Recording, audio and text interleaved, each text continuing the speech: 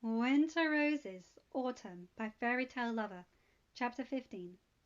The servants had laid a luxurious meal in the gardens for an outdoor meal, joining House Stark and House Tyrell on the days before the wedding.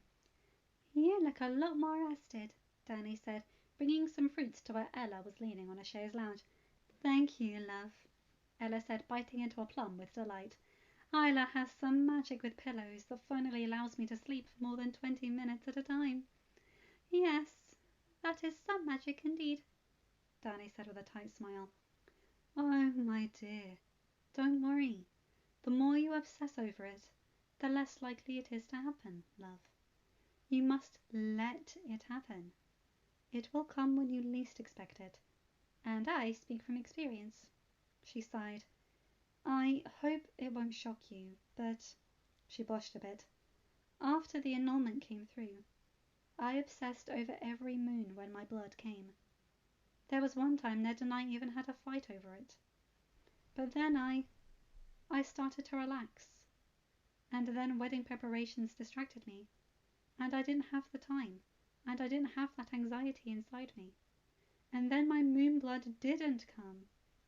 I know both me and Isla being with child might raise some uncomfortable thoughts. But relax, Danny. You have been through so much. The attack on the sewing festival. The traumatic way little Adam was born. The anxiety over John, over going beyond the wall and then beyond. What happened at Castle Black? You can't ask too much of yourself." "I know," Danny agreed quietly. "Isla said much the same thing. And even John thinks so. If I am not bearing my lord husband heirs, what is my role in life? To be the laughingstock to my family's murderer?" "John is too much like all of his parents to ever think of you as simply a baby maker, Danny. And you know that. And I doubt he ever made you feel like that." Ella squeezed her hand and dropped her voice to a nearly inaudible whisper. "You are Daenerys Targaryen. And no one can take that from you. Ever." Danny smiled. But before she could say anything, there was a commotion from where Marjorie and Rob stood with their fathers. "We had better go to see what is happening now." "Father, you are being unkind," Marjorie was saying as they approached. Though her tone was soft, exasperation could be heard in her voice. "I simply do not see the point," May said. "You are marrying in the Sept of Baelor. Why would you need to—" "The Sept of Baelor is a place for the faith of the Seven," Marjorie said. "The Northerners believe in the old gods. If I am to be their lady one day in the future, I owe it to them to respect their faith." "Oh, but you don't owe them—" "Oh, shut up, Mace," Lady Olenna said. "You'll have to forgive me, Lord Stark, but if we are to be family, soon you should probably see the family. You, Mace, are being disrespectful and intrinsic. Marjorie is being respectful and welcoming. Besides, what difference does it make to you? It is one more religion to recognize their union." Mace was flustered.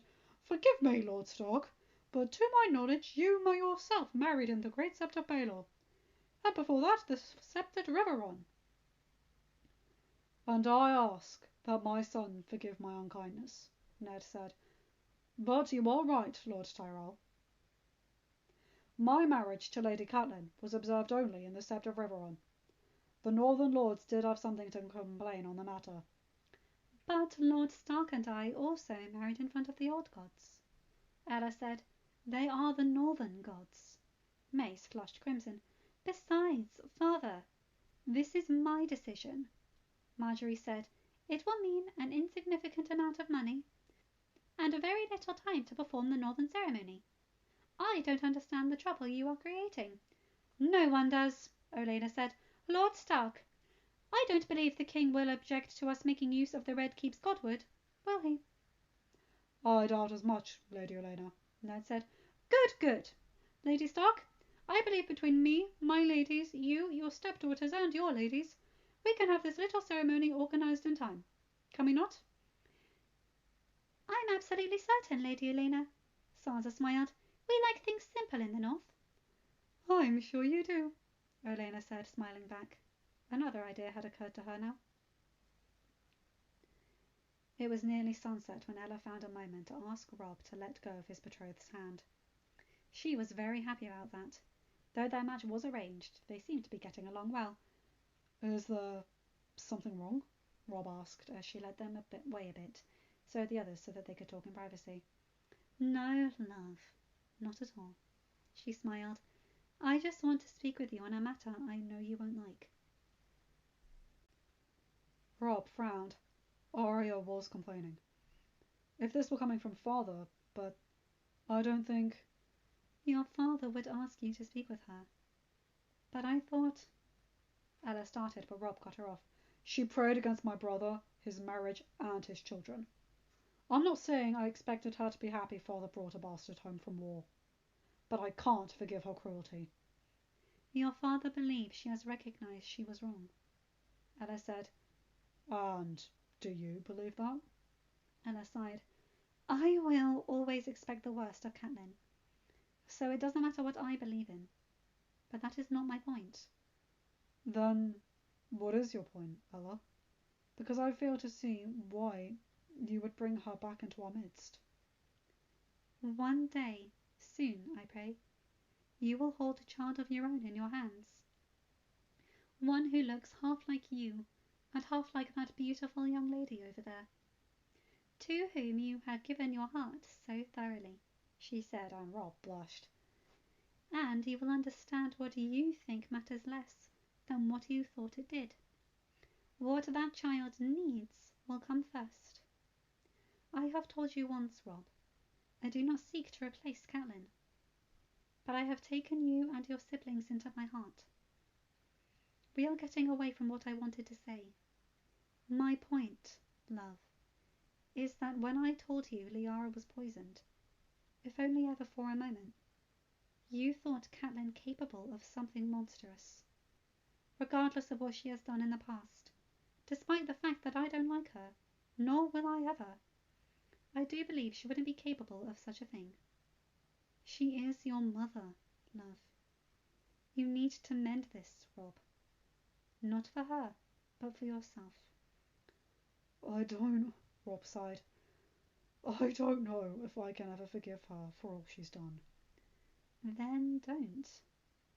But since you care for Marjorie so much, God's willing, you will marry only once. Your wedding is a big day. As angry as you are, she is your mother. She always will be, and nothing will ever change that. Don't let anger rob either of you of this chance of healing. If she is indeed recognizing her mistakes, shouldn't you at least see that yourself before you make a choice you cannot take back? Rob took a deep breath. It was a question worth sleeping on. Catelyn opened a blinding smile when she came into the room. Rob, it's you! You are here! She threw her arms around him in a hug he only half returned, but she was too happy to care. She hadn't seen him in nearly 2.5 years. I missed you so much, son. Hello, Mother, he greeted stiffly. I heard you were coming south, and I was so desperately hoping. Oh, son, I am so happy. Rob saw the genuine happiness on her face. I felt guilty because of the anger he had kept inside for so long. Father mentioned you had recognized your mistakes, he said. I thought I should see it for myself. Oh, son, I am so happy you came. And look at you.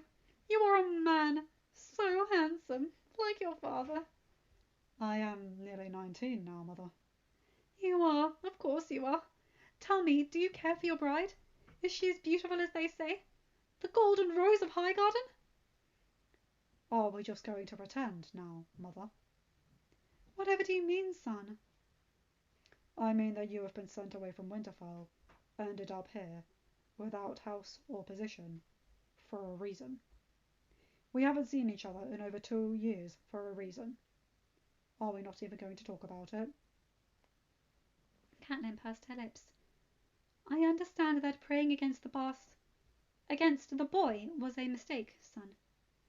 He is a boy who had no hand in his parents' choice. I was angry and hurt, and since blaming your father would make my life hard, I chose to blame him. What else do you want me to say? Nothing, Mother, Rob said and sighed. I don't want you to say anything. He took a deep breath. Marjorie is lovely. Aye. Do you think she will make you happy, son? Aye, I do. I think we should be very happy together. Good, good, good. Your happiness is all that matters, Rob. I remember when I first came to Winterfell, the boy and his princess wife waiting in the nursery notwithstanding. The North is very different for those of us who were raised as ladies of the South. Make sure the sept is welcoming and the septon and scepters are there for her. Our faith will be the biggest difference. Though the food, especially for a girl from the Reach, son, make sure you buy all her favourites. Of course, Mother, Rob said, though he barely kept in some irritation.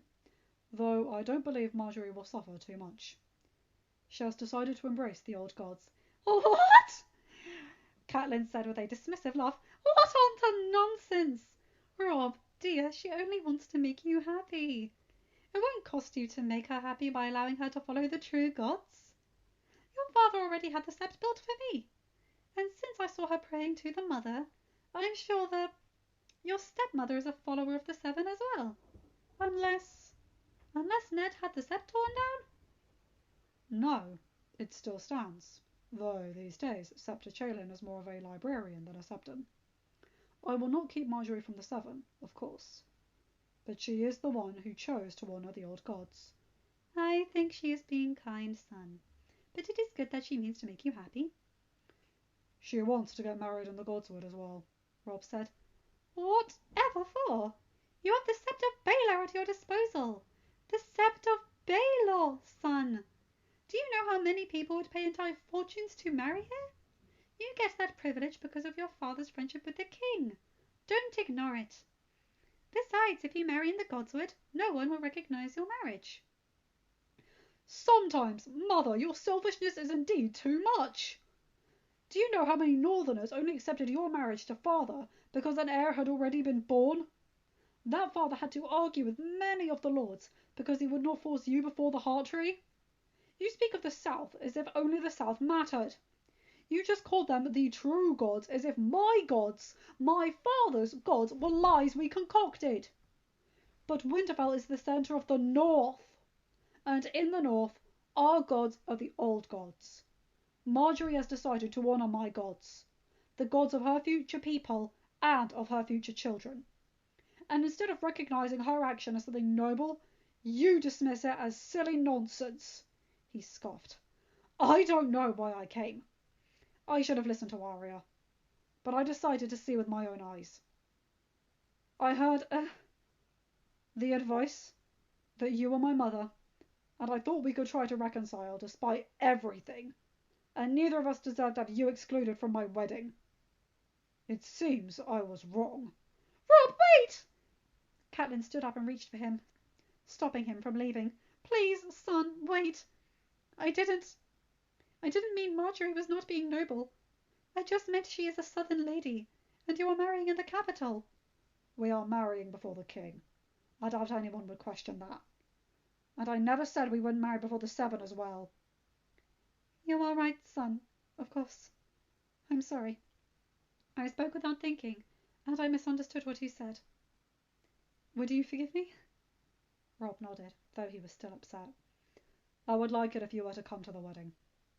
I know you would be in the sept the whole time, but I am inviting you to stay with the family instead of watching from the shadows, and for the feast afterwards.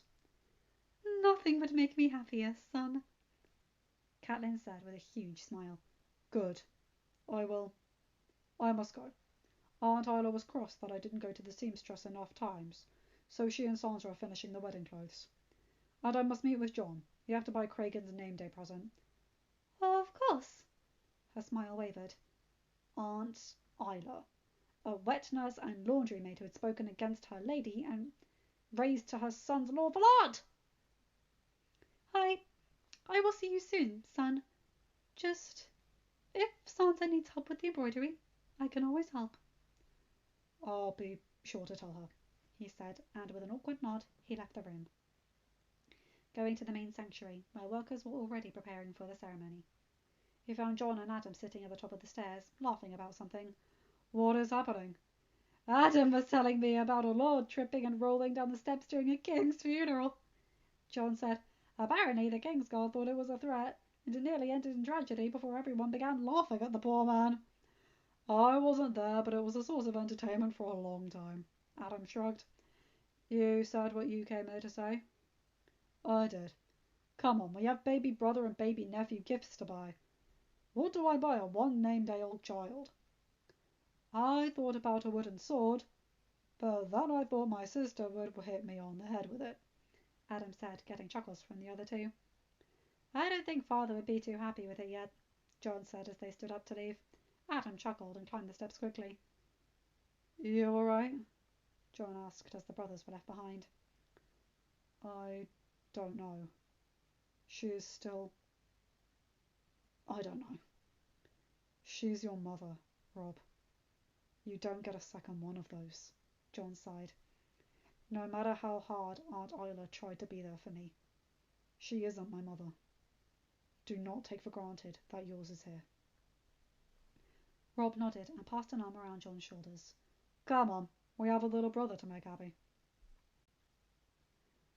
Rob was pacing around the family dining room, anxiety filling his every step. Gods, I'm exhausted only looking at you, Danny said from the table. Rob, you need to stop. Come here. Eat at least one fruit before you keel over. I'm nervous. Why am I so nervous? Rob, you love her. She loves you. This is only a formality, Danny said, pouring him a horn of ale. Here, at least line your stomach. You can eat at the feast. What if something happens? Rob asked nervously. Like what, brother? Danny asked with a smile. She loves you. Besides, her father and grandmother wouldn't give up on the alliance, especially not on the day of. The backlash for House Tyrell would be terrible, not to mention that Marjorie would never find another match. She is going to be there. Rob nodded and drank the horn in one go. Mary brought Leanna into the room. Good morning, my love, Danny said, greeting her with a kiss. Morning, Mama. Morning, Uncle. You look nice, Uncle. But you look strange too. Why you look strange, Uncle? Uncle Rob is nervous, Leah. Why? I thought today is when Marjorie becomes Auntie Marjorie. Why are you nervous, Uncle? Oh, my love, this is a long story. You will understand one day, Danny said. Leah shrugged, used to being told that she would understand when she grew up. Not for many years yet, John said. Good morning, little love. He kissed her. Papa, can we go riding? Not today, little love. It's Uncle Rob's wedding, remember? The whole day, Papa? John chuckled. I'm afraid so, little love. We'll go riding tomorrow. All right. Can Auntie Marjorie come too? If she will be comfortable in a saddle tomorrow, it's because Rob did something wrong tonight, Theon said, taking his place on the table. Daenerys glared and Rob scoffed. Watch your mouth around my daughter, Greyjoy, John threatened in a low voice. Why, Papa? Lyanna asked, and then she gasped. Uncle will hurt Auntie? Of course not, my love, Danny said. I would never hurt Auntie, Leah, I promise, he said, throwing a sensory glare Theon's way, but he seemed unrepentant.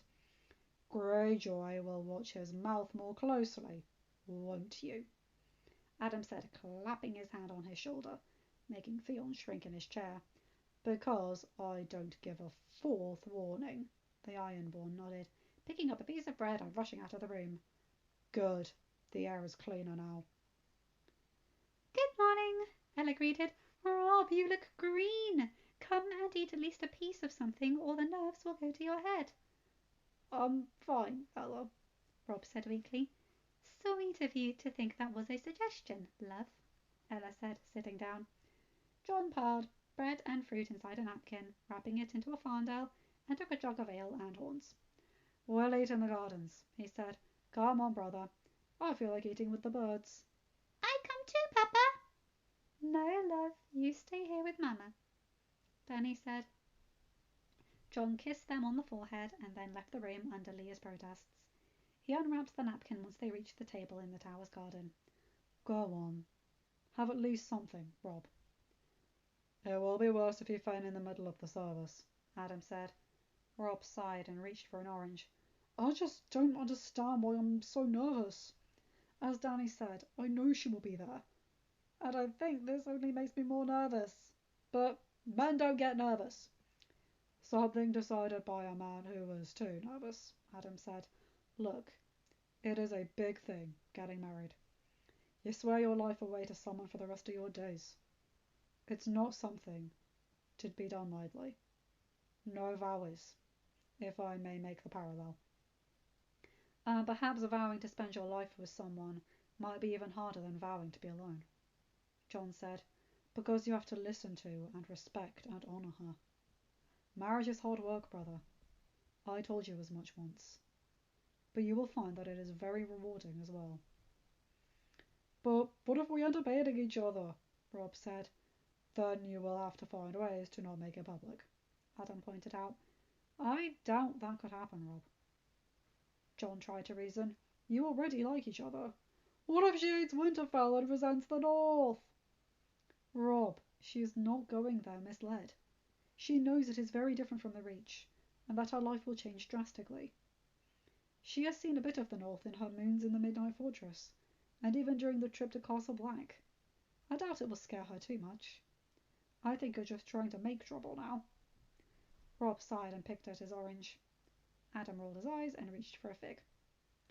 "I'm gonna go stand guard over there," he said, walking away a bit.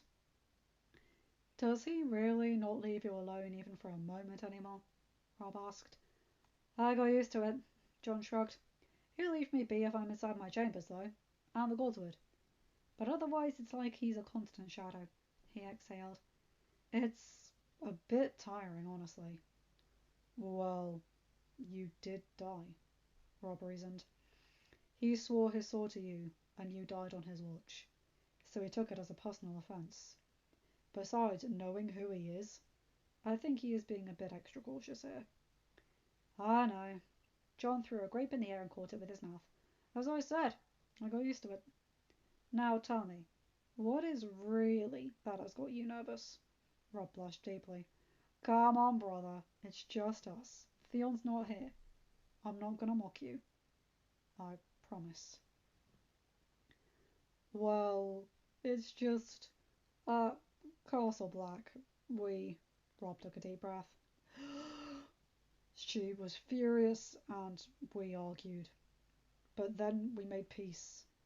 I said I loved her, and she said she loved me. And we..."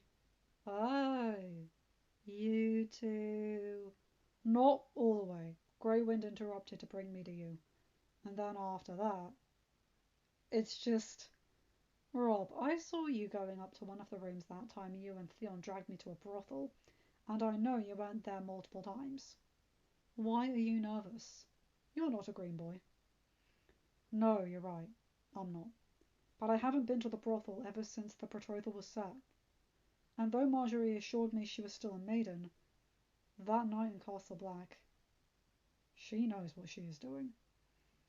"Well, you know what you are doing. But if it makes you feel any better, I didn't and Danny didn't have any complaints." "Oh, John! She's my sister!" John laughed. "She may be a Targaryen, but I can't think of her as a sister." He shrugged. "Though you're changing the subject. Why are you nervous about your wedding night? You already know what goes where." Rob finally shrugged. "It's not what goes where. And that I do know. But a person cannot travel in the same ship as you and Danny, and not wonder how you can make her scream like that." "You heard us." John blushed deeply. "We were trying to be quiet." "Well, you failed." Rob chuckled. "I do pity the poor sods who have to stand at your door, though." "They don't stand at the door to the bedchamber, only the outer door," Ghost takes the sitting room, and I pity whoever makes the poor choice to go through him. But, again, you're changing the subject. You know what to do, Rob. Are you telling me your horse didn't enjoy their time with you? Well, they seem to. But they are paid to enjoy their time with me, aren't they? What if I can't please Marjorie? Well, then your marriage will be hellish, John said, making Rob throw a grape at him. Look, Rob, forget what all these lords would tell you. That the point is your pleasure, that your wife is meant to endure it. Even the Septons say that enjoying it is a sin, that it is a means for procreation and whatnot. You know I never listened to Septon Shale or Septum Ordain, and thank the old gods that I was never forced like the rest of you were. I never felt more connected, more in tune with a person, than I feel like when Danny and I are together. It's not about ourselves. It's bigger than we as people. It is about loving each other and wanting her to be happy, or whatever. I'm not a bloody poet. You know a woman's body, and you'll have a long time to learn Marjorie's. To learn what she likes, what brings her pleasure. I think the point is to never stop trying. You mean they each like different things? Rob was very alarmed. Come on, brother, out of the bedchamber context, as if we like the same things. You're right, now I'm feeling stupid. John juggled. I don't think you're being stupid. Though, did you ever think she might be wondering if she can please you? And the pressure on her is infinitely bigger. If you don't please her, people might whisper that you're unkind behind your back, but you'd still be a respected lord, and no one will ever care about her pleasure. But if she doesn't please you, or if she doesn't give you children soon, especially a boy, she is the failed lady, unfit and improper. You're right, brother. All right, I'm not feeling green anymore. Good, John said and threw him a peach.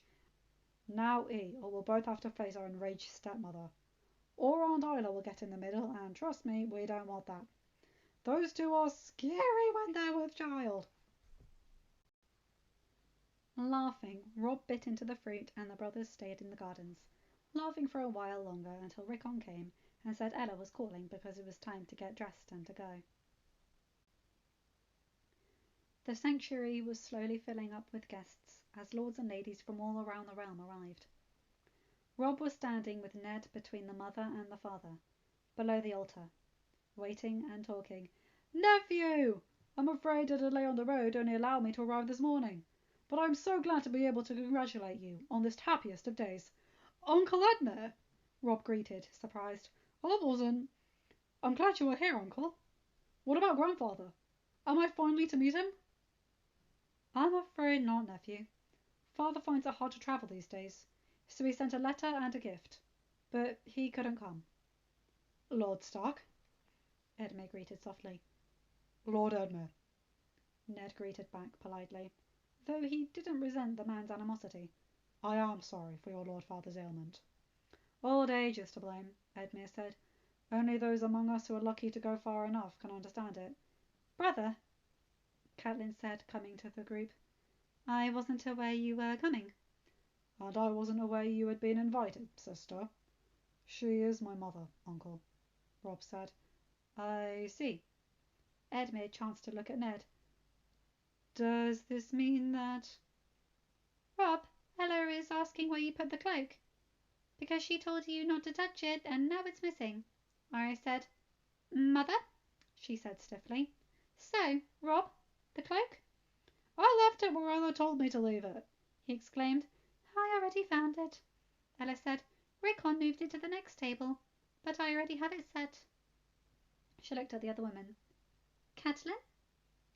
Catelyn merely nodded, not trusting herself to speak, as the other woman's arm laced through Ned's. She had known she was pregnant, but to see the evidence, so obviously rubbing on her face. Uncle! Lyanna came running through the awkward moment and threw herself on Rob's arms, who laughed as he picked her up.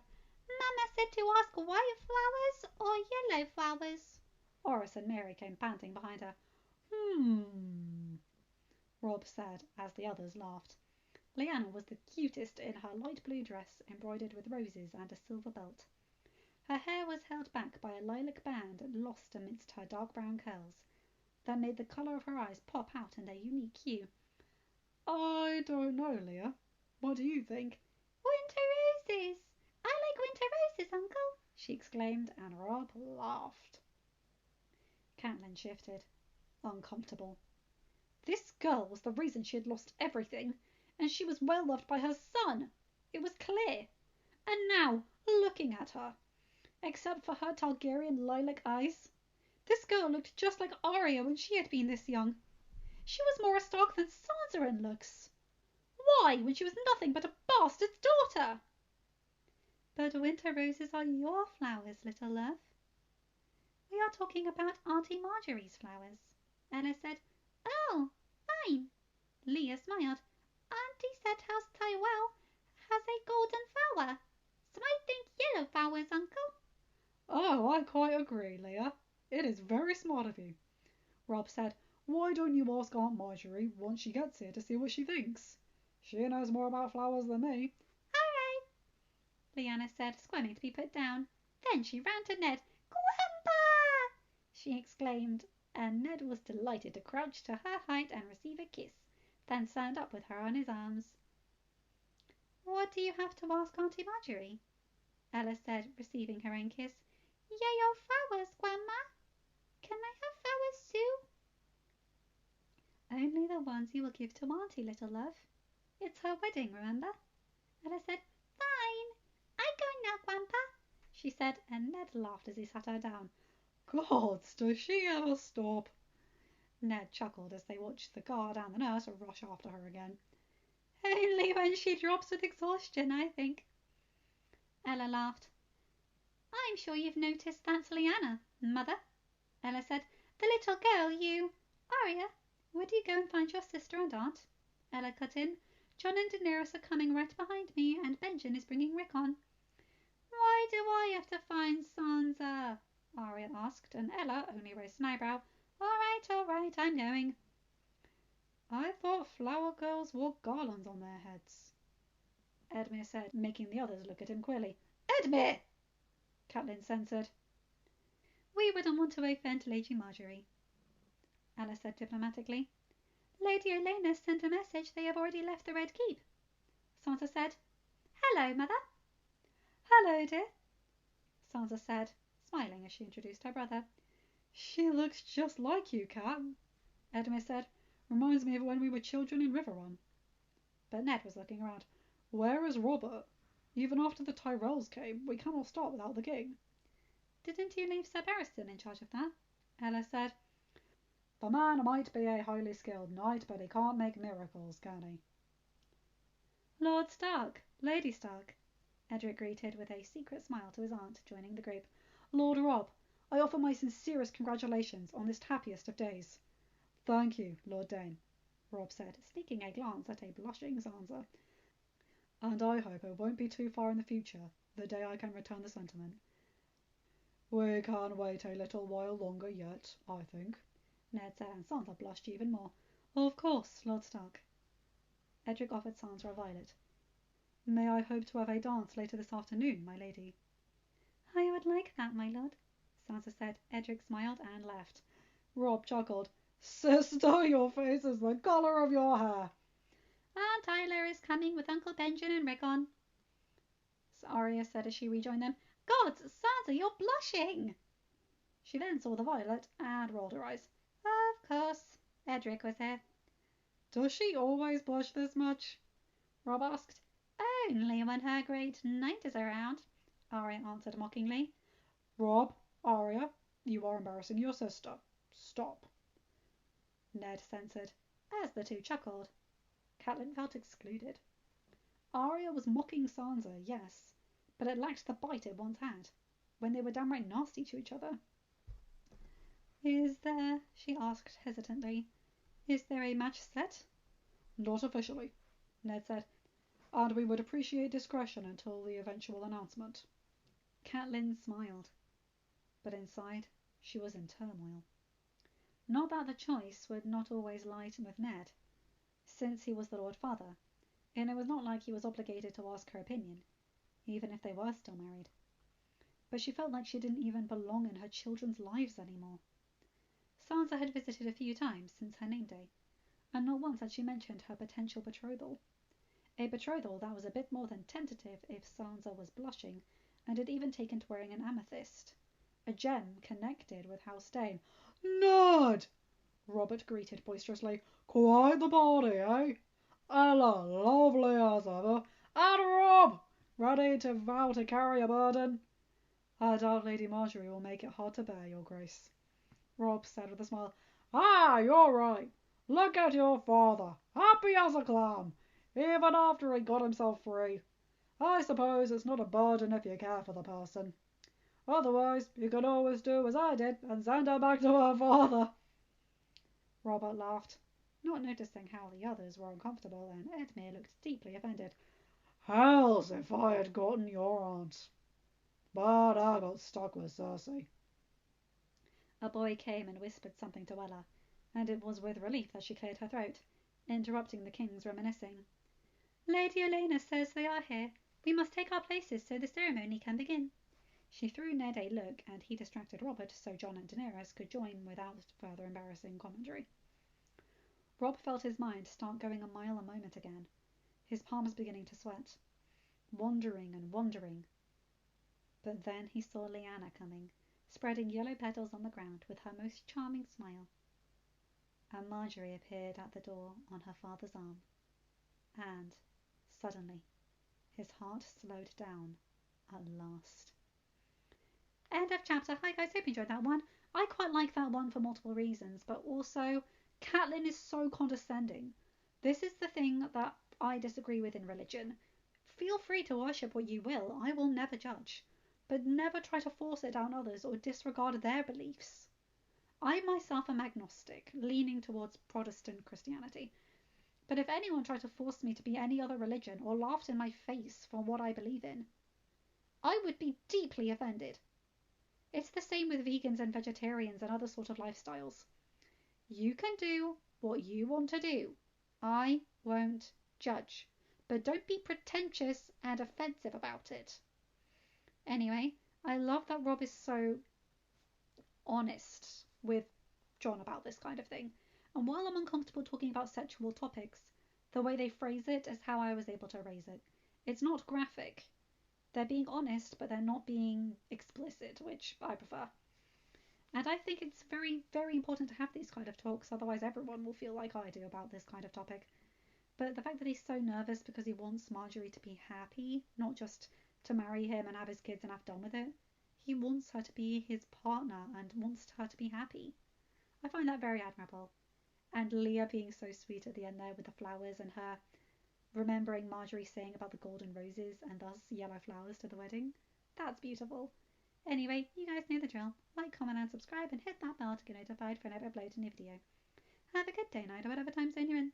Bye my guys, gals and non-binary pals. I'll see you in another video. Take care.